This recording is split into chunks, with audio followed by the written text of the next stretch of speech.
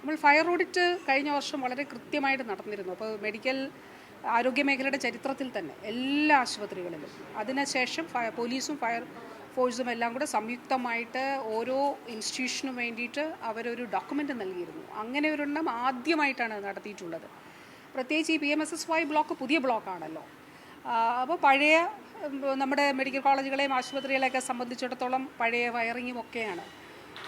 അപ്പോൾ എല്ലാ ആശുപത്രികളിലും എല്ലാ മറ്റ് DHSന് കീഴിലുള്ള ആശുപത്രികളിലും അതുപോലെ മെഡിക്കൽ കോളേജുകളിലും ഫയർ സേഫ്റ്റി ഓഡിറ്റ് നമ്മൾ നടത്തിയിരുന്നു. അതിൻ്റെ അടിസ്ഥാനത്തിൽ ഓരോ ഇൻസ്റ്റിറ്റ്യൂഷനും അതുപോലെ DHSനെ സംബന്ധിച്ച് ഓരോ ജില്ലയ്ക്കും നമ്മളൊരു ഡോക്യുമെൻ്റ് തയ്യാറാക്കി കൊടുത്തിരുന്നു. അപ്പോൾ ഈ വർഷം നമ്മളതിൻ്റെ അന്ന് ചില ഗ്യാപ്പുകൾ കണ്ടെത്തിയല്ലോ കഴിഞ്ഞ ഫയർ ഓഡിറ്റിൽ. ആ ഗ്യാപ്പുകൾ ഫില്ല് ചെയ്യുന്നതിന് വേണ്ടിയിട്ടുള്ള നടപടികൾ, ഇപ്പോൾ സേഫ്റ്റിയെ സംബന്ധിച്ചാണെങ്കിൽ CCTV ക്യാമറകൾ സ്ഥാപിച്ചിട്ടുണ്ടോ, അങ്ങനെയുള്ള അത് ഈ വർഷം നമ്മളത് പരിശോധിച്ചിട്ട് അതിൻ്റെ എത്രത്തോളം മുന്നോട്ട് പോയിട്ടുണ്ടെന്ന് പരിശോധിക്കുന്നതിന് വേണ്ടിയിട്ടുള്ള ഓഡിറ്റ് കൂടി നടത്തണം എന്നുള്ളത് റുട്ടീനായിട്ടുള്ള കാര്യമാണ്.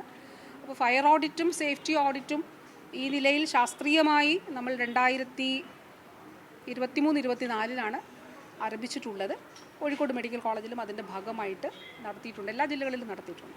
ഇതിൻ്റെ കാരണം കണ്ടെത്തണം. അപ്പോൾ ഈ കോഴിക്കോട് മെഡിക്കൽ കോളേജിൽ ഇപ്പോൾ ഇങ്ങനെ അടിക്കടിയായിട്ടുണ്ടാകുന്ന സംഭവം, അതിൻ്റെ കാരണം കണ്ടെത്തി ഈ പ്രശ്നം പരിഹരിച്ചുകൊണ്ട് രോഗികൾക്ക് സുരക്ഷിതമായിട്ടുള്ള ഒരിടം അവിടെ ഒരുക്കണം. അത് ഇപ്പോഴത്തെ ഈ സാഹചര്യത്തിൽ എത്ര കണ്ട് നമുക്ക് എത്ര വേഗം സാധ്യമാകും? അതിനു വേണ്ടിയിട്ടാണ് അവർ വളരെ രാപ്പകലില്ലാതെ പ്രവർത്തിച്ചുകൊണ്ടിരുന്നതും ഇരിക്കുന്നതും. അതിനു വേണ്ടിയിട്ടാണ് ഇന്ന് ഈ ഓപ്പറേഷൻ തിയേറ്ററിലൊക്കെ ഈ തരത്തിലുള്ള പരിശോധനകൾ നടത്തിയത്. അപ്പോൾ നമുക്ക് ഒരു യുദ്ധകാലാടിസ്ഥാനത്തിൽ തന്നെ ഈ പരിശോധനകൾ പൂർത്തിയാക്കി സേഫാണെന്ന് ഉറപ്പാക്കി ഇവിടെ പ്രവർത്തനം തുടങ്ങുന്നതിന് വേണ്ടിയിട്ടാണ് ഈ പരിശോധനകൾ നടത്തിയത്.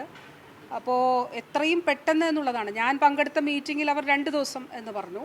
അപ്പോൾ ഞാൻ പറഞ്ഞു ശരി ആവട്ടെ 2-3 ദിവസത്തിനുള്ളിൽ എന്നുള്ളത്. അപ്പം നമുക്ക് ആ ഒരു സുരക്ഷിതത്വമാണല്ലോ പ്രധാനം. അപ്പോൾ അതിനനുസരിച്ചിട്ട് അവർ എന്തെങ്കിലും പ്രശ്നങ്ങൾ കണ്ടെത്തുവാണെങ്കിൽ അത് റെക്ടിഫൈ ചെയ്ത് വേണം നമുക്ക് മുന്നോട്ട് പോകാനായിട്ടുള്ളത്. ആദ്യത്തെ ദിവസത്തെ അവരുടെ ഒരു പരിശോധന കഴിഞ്ഞതിന് ശേഷം ആണ് അവിടെ വൈദ്യുതി ബന്ധം പുനഃസ്ഥാപിച്ചത്.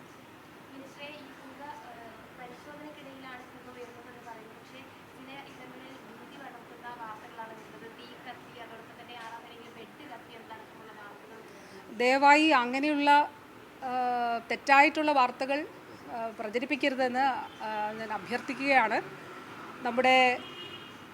അവിടെ നിന്ന് ഇപ്പോൾ എൻ്റെ കൂടെ ജോയിൻറ്റ് DME ആണ് ഉള്ളത്. ഞങ്ങളൊരു മീറ്റിങ്ങിലായിരുന്നു ഇവിടെ ഉണ്ടായിരുന്നത്. ഡോക്ടർ വിശ്വനാഥനാണ് ഉള്ളത്. അപ്പോൾ കോഴിക്കോട് മെഡിക്കൽ കോളേജ് പ്രിൻസിപ്പലും ഡോക്ടർ സജിത്തും അതോടൊപ്പം തന്നെ അവിടുത്തെ സൂപ്രണ്ട് ഡോക്ടർ ശ്രീജയനും അവർ രണ്ടും ആദ്യം തന്നെ ഈ ഒരു വിഷയം ഫോണിലൂടെ വിളിച്ചറിയിച്ചിരുന്നു.